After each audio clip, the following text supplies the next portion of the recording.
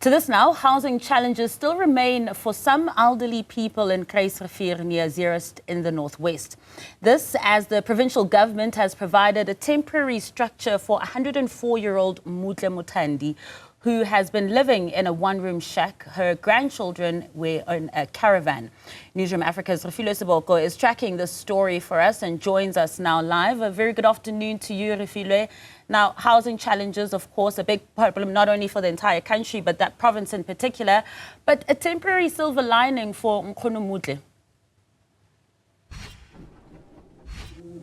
Indeed, Masa, a silver lining for Mmutle. You'll remember that we were here on the 15th of July. At the time, we had engaged the Department of Human Settlement with regards to what has been, what's been causing the delay for this family, particularly because it was indicated that she had applied for an RDP house in 2011, 2012, and she's one of those beneficiaries that to this day, 2025, they had still not found or got or being handed over that RDP house. But last Friday, we saw that temporary structures being erected here, a Wendy house and another one, but there's also the shack and the caravan. They're also here as the construction of the RDP house. It's yet to commence. Mmutle, she is here because of old age. Masa, we are unable to just have that conversation with her. That's why we would often, when we talk about the situation here, her children, grandchildren will be those that speaks on her behalf.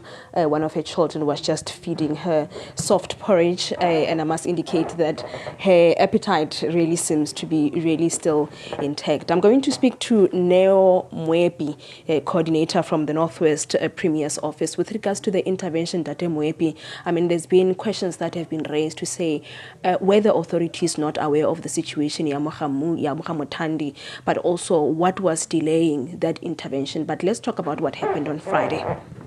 No, thanks very much, Refiloe. I must indicate that the Provincial Council on AIDS Premier's Operation Dignity project has done a lot of work. Part of the work is to investigate what really happened, why such a long time.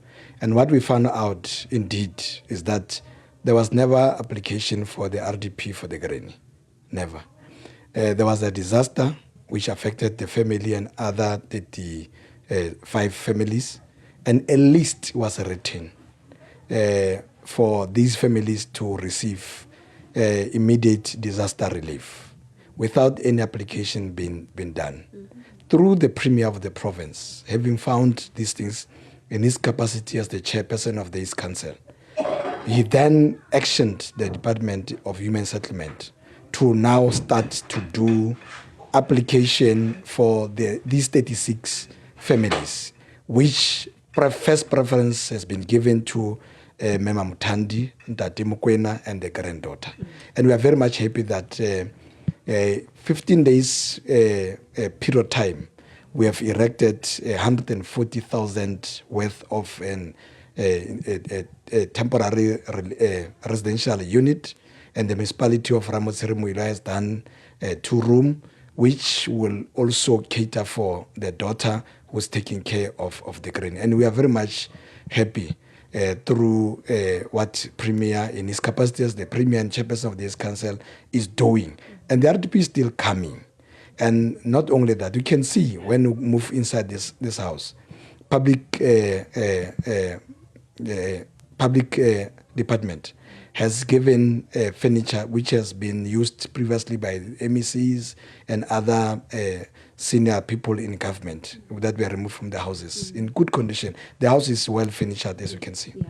And I want us to talk about, some of the intervention that are still in place with regards to, ensuring that Mothandi is getting a proper care. I mean, we're talking about somebody who is 104, but ensuring that even, I want us to talk about some of the stakeholders that you are working together with in not only giving her a dignified shelter, but also trying to take care of her. As I'm talking to you now, besides what has happened from the Department of Health on the 6th of July, when I came here, brought a wheelchair. They have also taken her for medical attention. And once every 2 weeks, the Department of Health is coming to collect her. Like today, the nurses are coming. They are on their way to come and check on her because she has got a problem with her teeth.